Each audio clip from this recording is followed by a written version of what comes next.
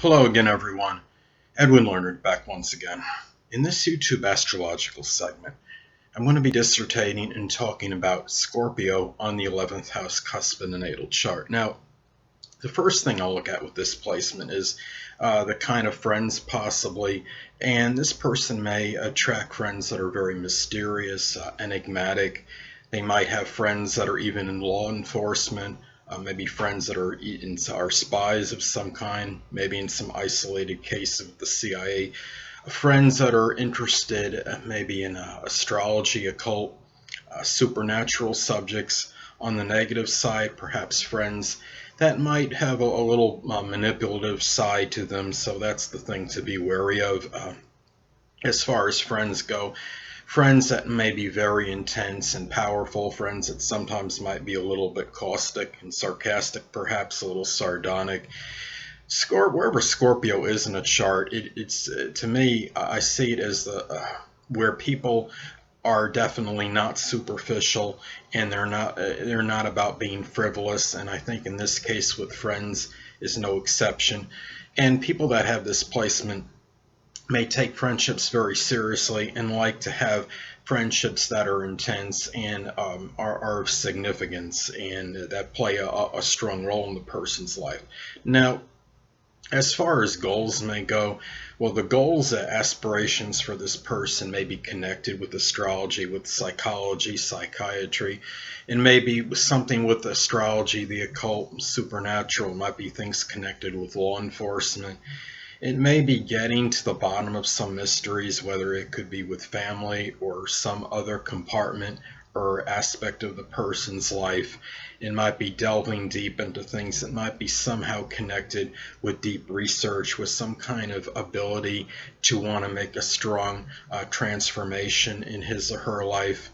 And as far as groups may go, well, group involvement may be associated with subjects I had mentioned before, the psychology, maybe groups that are connected with astrology, with the occult, with the supernatural. It could be groups that are connected with maybe trying to diminish crime in their neighborhood and doing things that are connected with investigation.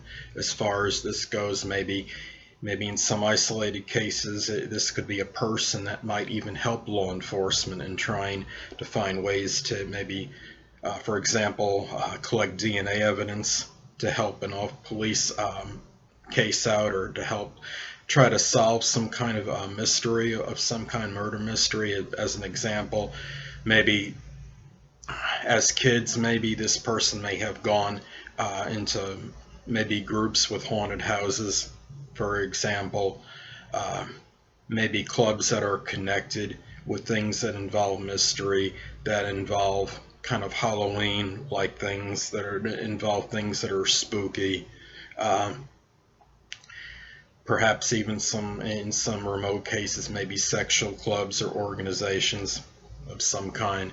Now, as far as humanitarian interests may go, this could be again perhaps connected with maybe neighborhood watch, maybe something watching out for crime in the person's neighborhood, not getting paid for it or remunerated or have any monetary anything monetary for these deeds.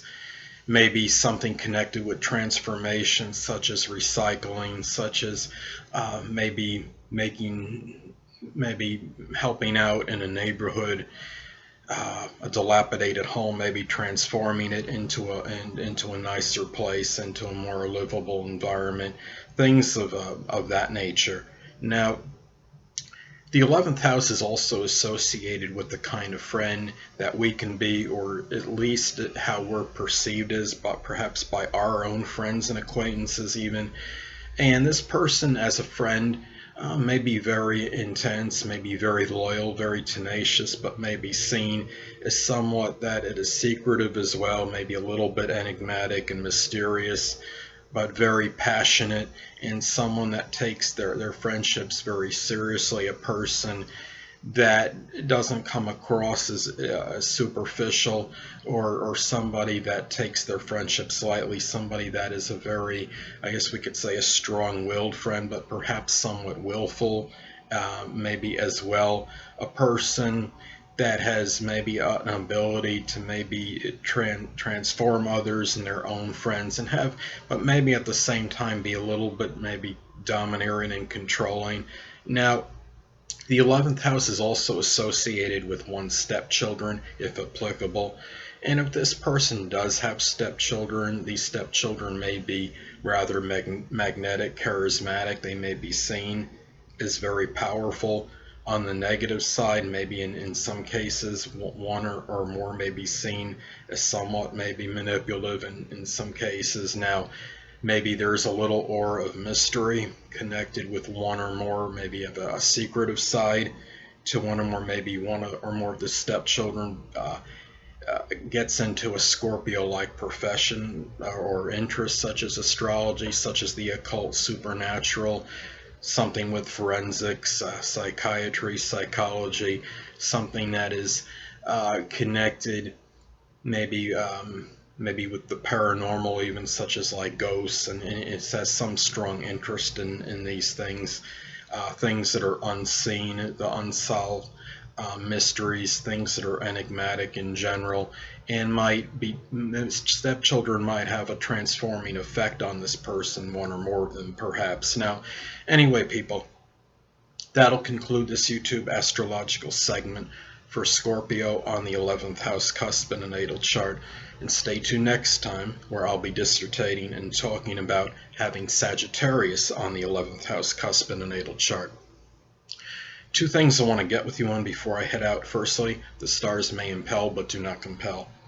And secondly, never isolate any single astrological element, aspect, planetary placement, position, configuration, influence, or what have you, and make an analysis of a person, astrologically speaking, based on this alone. Because astrologically speaking, the person is the sum of all their components in their natal chart, and not just one.